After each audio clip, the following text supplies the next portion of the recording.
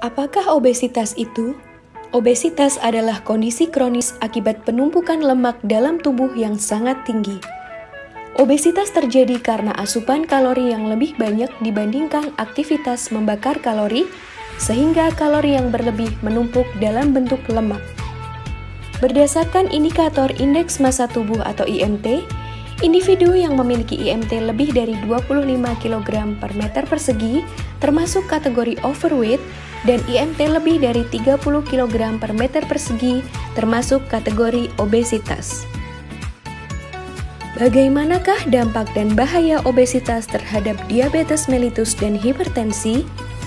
Beberapa penyakit tidak menular dan gangguan kondisi kesehatan yang dapat muncul terkait obesitas, yaitu penyakit jantung, hipertensi, stroke, diabetes mellitus tipe 2, kanker, meningkatnya kadar kolesterol dan trigliserida, hingga tersumbatnya saluran pernafasan ketika tidur atau obstructive sleep apnea.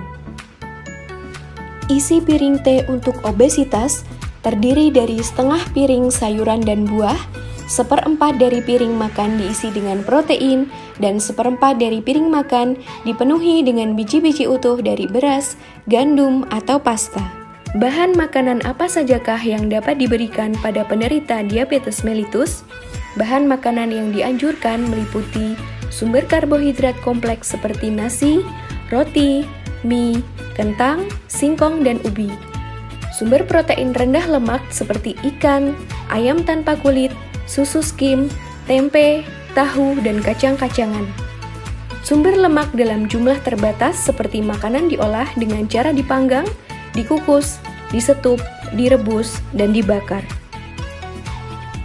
Bahan makanan apa sajakah yang tidak dianjurkan pada penderita diabetes mellitus? Bahan makanan yang tidak dianjurkan sehingga harus dibatasi konsumsinya atau bahkan dihindari oleh penderita diabetes mellitus yaitu gula sederhana seperti gula pasir, gula merah yang banyak dijumpai pada sirup, selai buatan pabrik, jeli, buah-buahan yang diawetkan dengan gula, susu kental manis, minuman botol ringan, es krim, kue-kue manis, dodol, cake.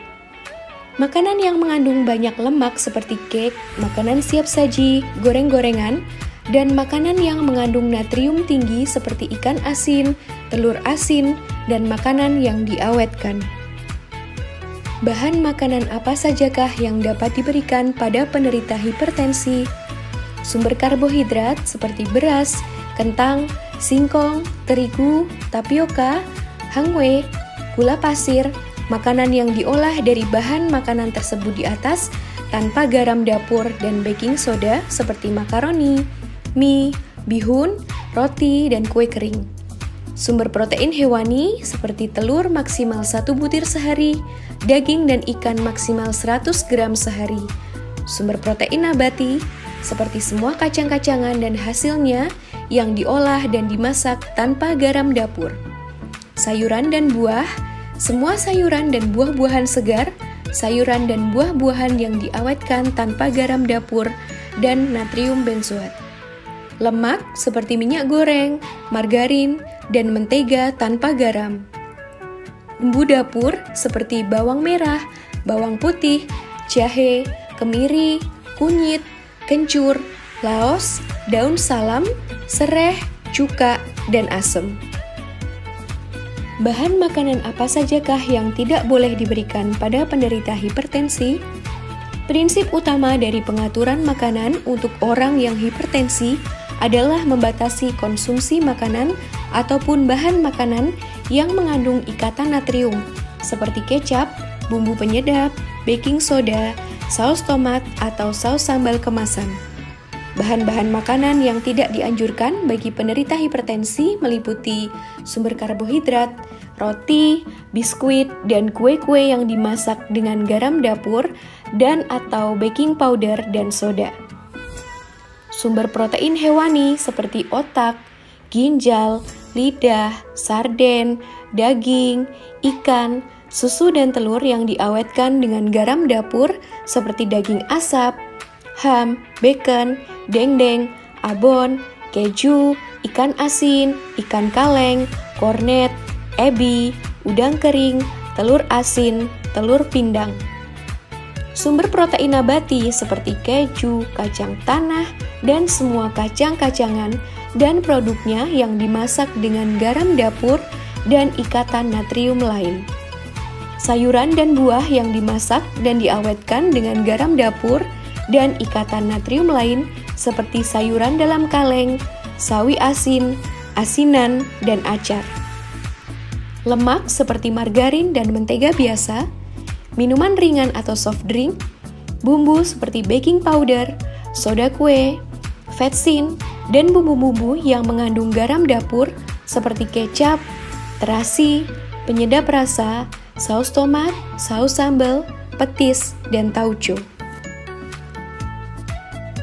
Cara memasak yang dianjurkan adalah gunakan mentega atau margarin yang tidak mengandung garam atau natrium. Untuk menambah rasa, dapat menggunakan alternatif bumbu-bumbu dapur. Untuk menambah rasa, dapat pula memilih cara memasak seperti menumis, pepes, kukus, atau panggang. Anjuran konsumsi gula, garam, dan lemak per hari dalam Gagils: gula 4 sendok makan per orang atau 50 gram per orang per hari. Garam 1 sendok teh per orang per hari atau 5 gram per orang per hari.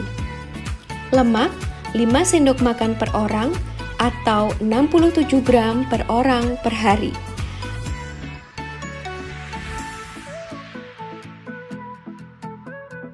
Ayo hidup sehat, masa muda sehat, hari tua nikmat, tanpa penyakit tidak menular.